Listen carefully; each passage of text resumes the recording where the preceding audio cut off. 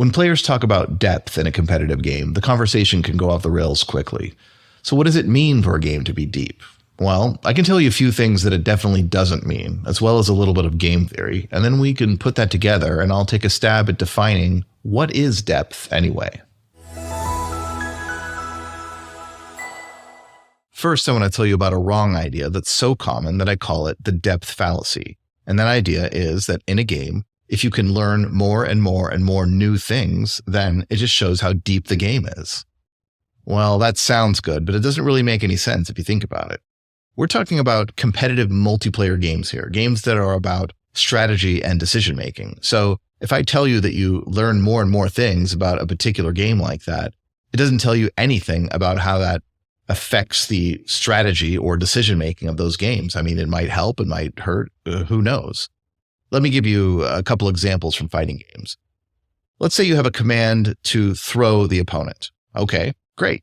But then you learn a new thing. You learn that if you do a move that makes your character travel forward, but then immediately, like 1 or 2 frames into the beginning of that move, you do the throw command, that the game will give you the throw as a bit of a slop factor. It figures you meant to throw, but you will keep the forward movement of that move that didn't even really come out. So you'll slide forward and then you'll throw. You basically get more throw range than you're supposed to have. That's called a Kara throw, and it's basically a bug. So you learn that, and then you realize, hey, I should pretty much always do a Kara throw. I mean, why not have more range? You learned a new thing, but the game isn't any deeper than it was before. It's just you've replaced a simple throw command with a kind of finicky, annoying throw command. Another example also about throwing is Soul Calibur 5. In that game, you can hold the guard button down to defend against attacks. While you're holding the button down, you can mash the A and B buttons. Now, while you're doing that, none of your moves will come out because you are holding the guard button. So it looks like you aren't doing anything. But if someone tries to throw you, then you are automatically going to get a throw reverse either for their A throw or their B throw, depending on how you happen to mash at that moment. So in other words, by mashing A and B, you have a pretty much 50% chance of escaping a throw that you weren't even ready for just because you were mashing. And there's no downside to doing that. There's no trade-off. So you should just always do it. So now you learned a new thing. But you see, there's no depth there. There's no extra strategy. And that's the problem. By learning a new thing, you don't know what you're going to get.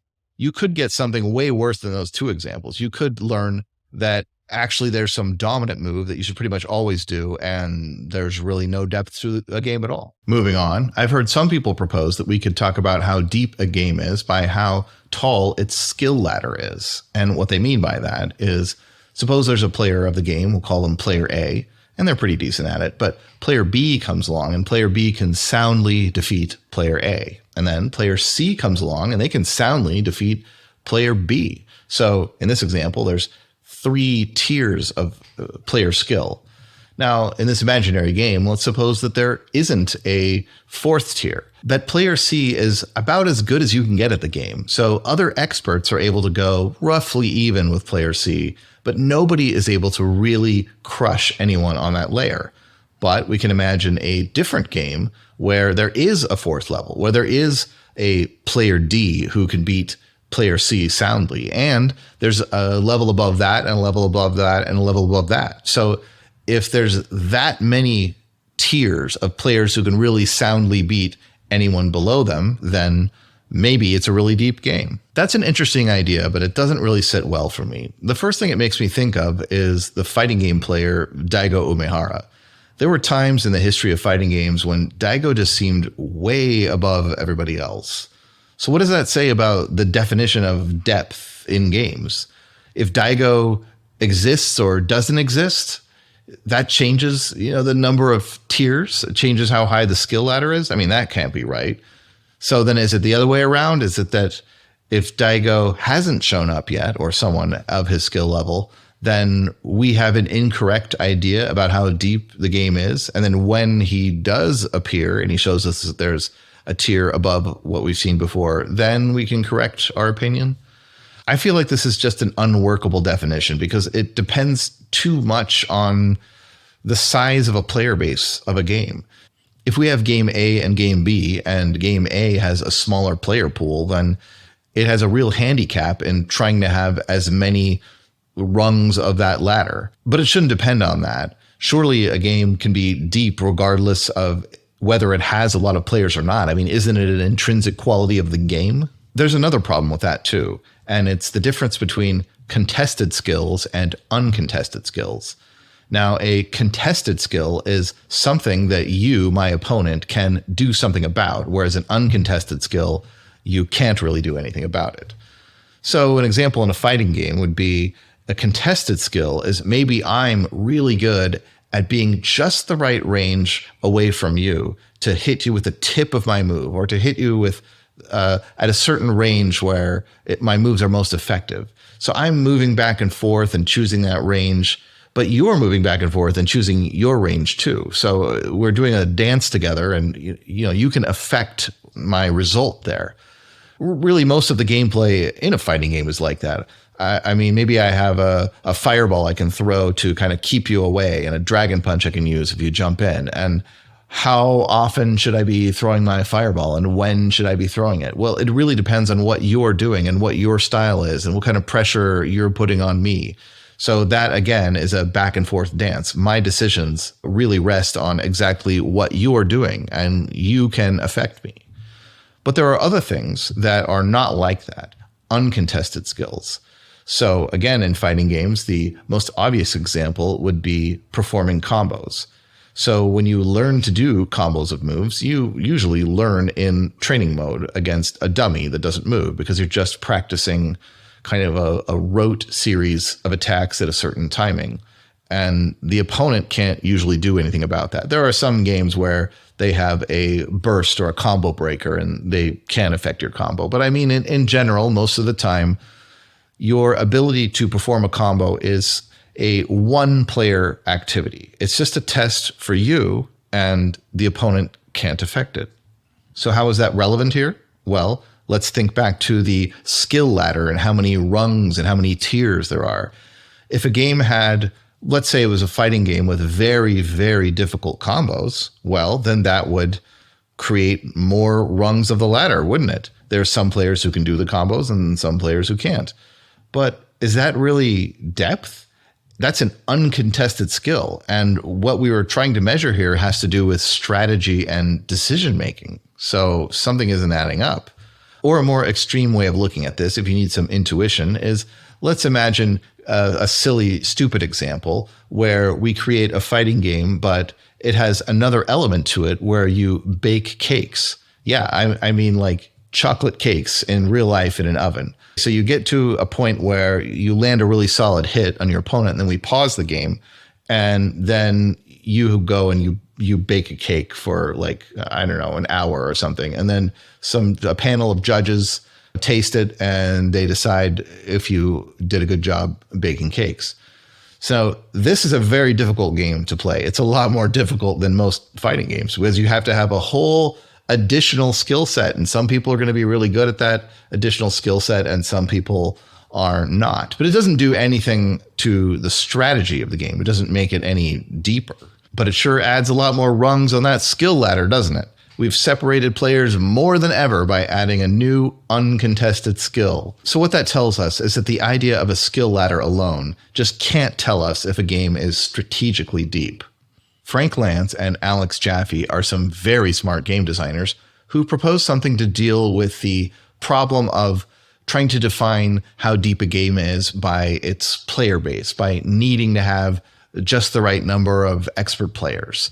So what they proposed is don't think about players, actually think about algorithms, think about computer programs. So what does that mean?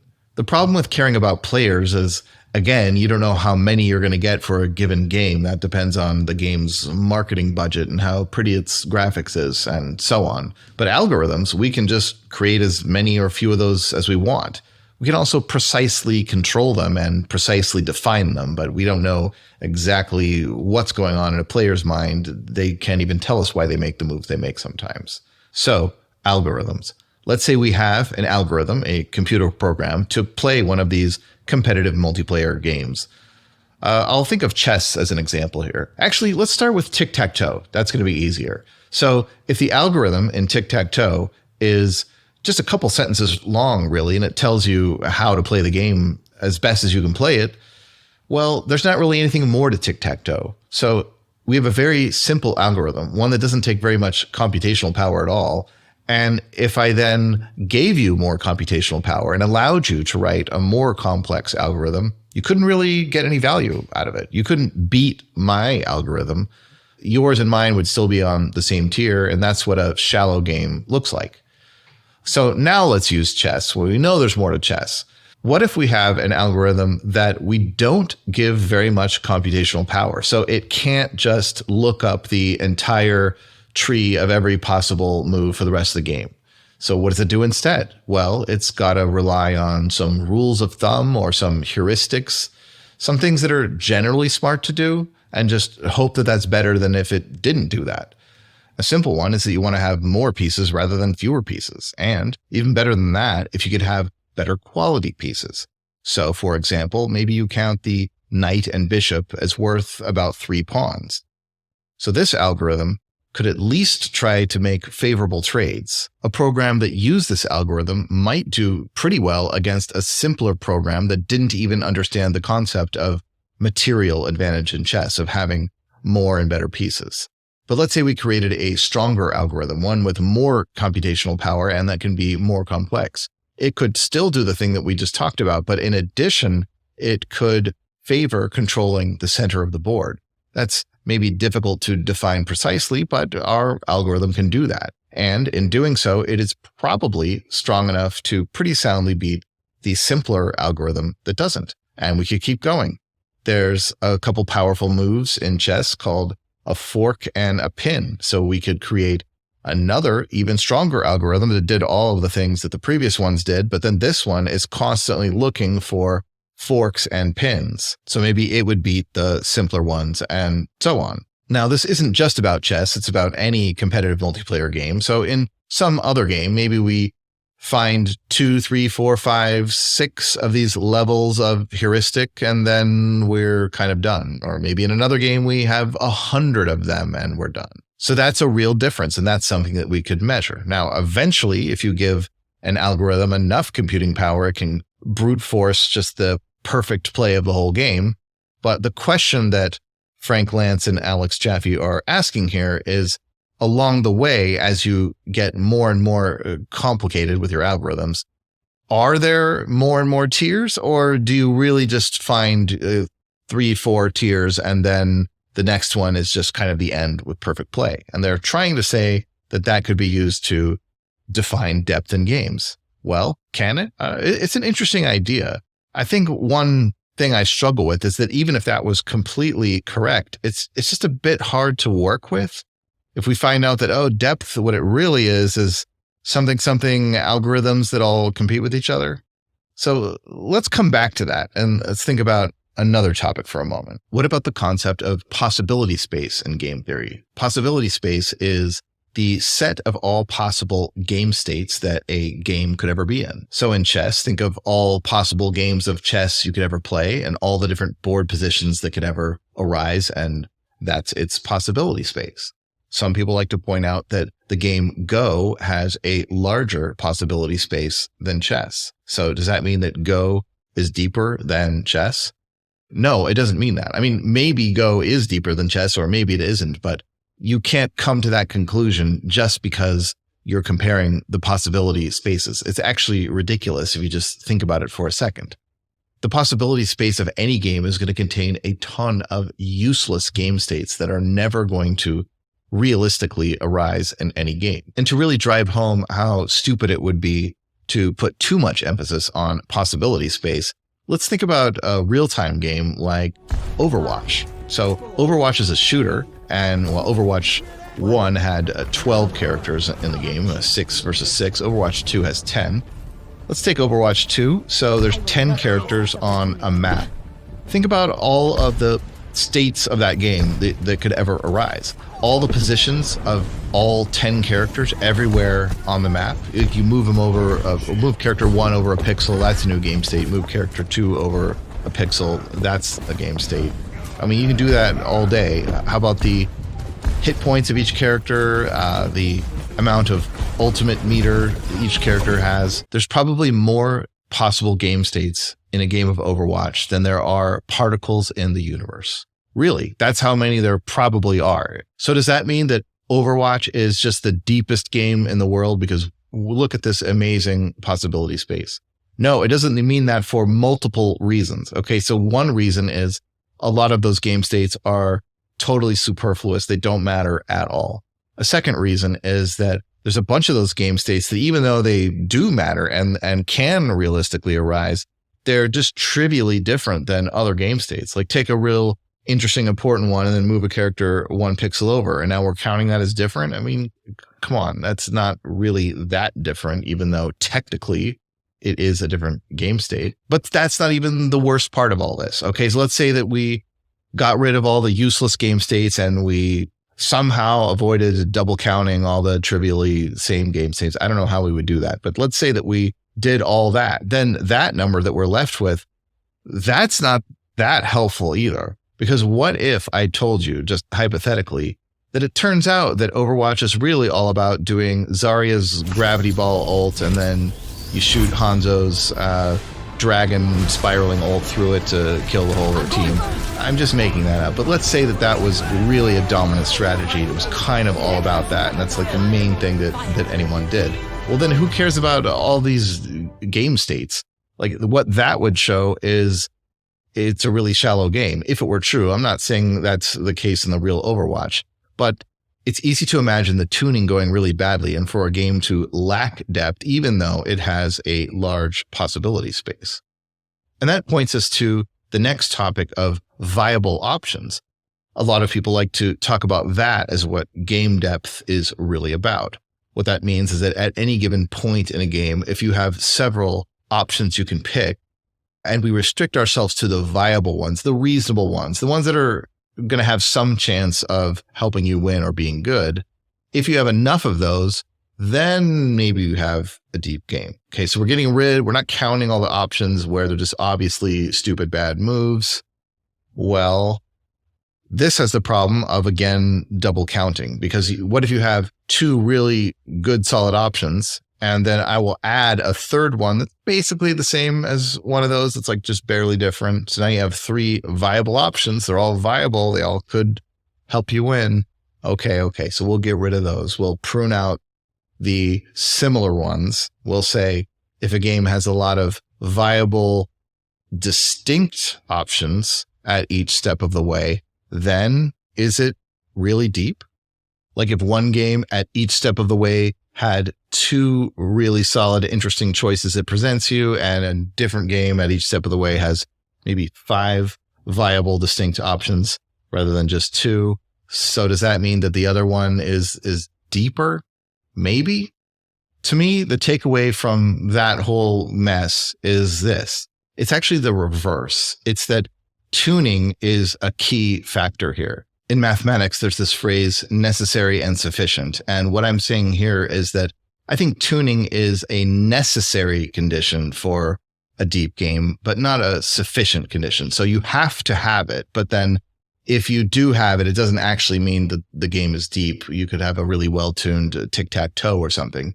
So you've got to have good tuning, but you've got to have some other extra thing too. When we thought about possibility space, I pointed out that a lack of tuning or bad tuning could really nullify the whole point of everything. Viable options is kind of similar. If you have several interesting options along the way, but then at some point it sort of falls apart and collapses and becomes about really only one thing later in the game, that's a problem too. And that's a problem of tuning. I think you really need good tuning to have a hope of a deep game. Tuning is actually the secret sauce or the backbone of everything here. When I think of good tuning in fighting games, there's a few that come to mind. I think of Super Turbo Street Fighter and then also Street Fighter HD Remix, which I worked on.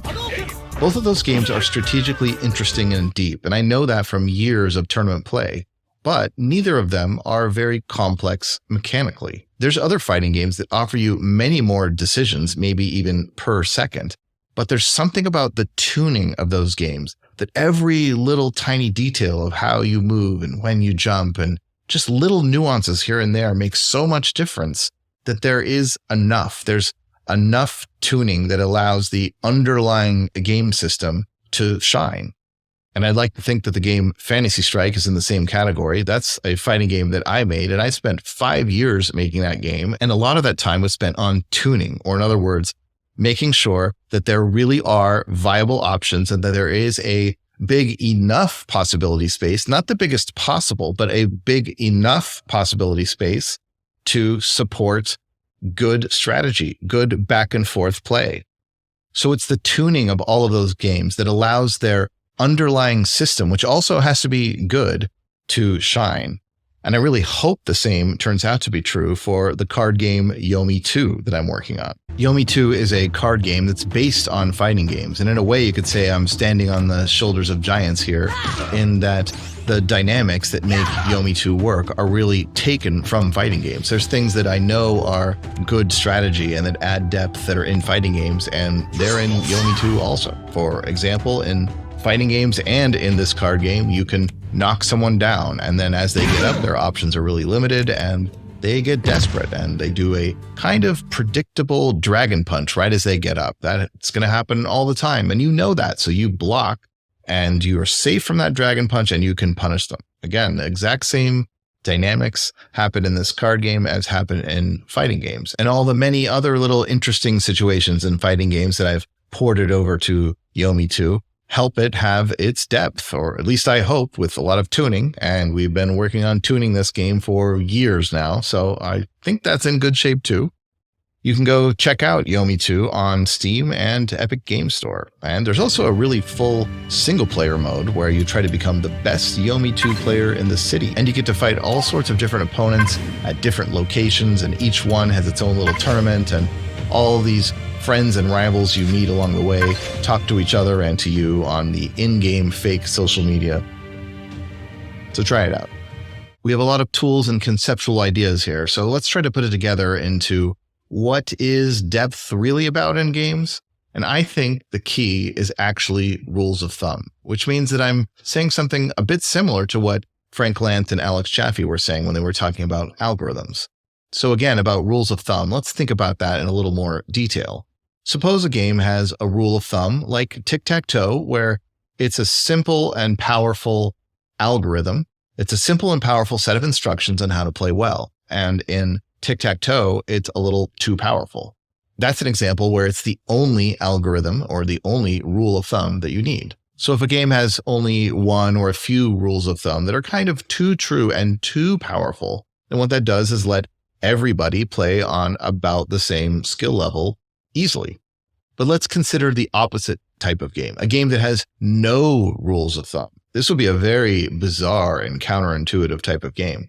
So you'd make a move and then you'd kind of have no idea if it was a good or bad move. And then, maybe the opponent does something and then you do something, but you're still just totally confused and in the dark, and 10,000 moves later, it's over and somebody wins. And it's all just completely impenetrable. Now, if you knew everything about the whole game and you could do perfect play from some kind of complex recipe, then you could be super successful. But anything short of that, it just feels random what kind of result you get, even when you try to use strategy.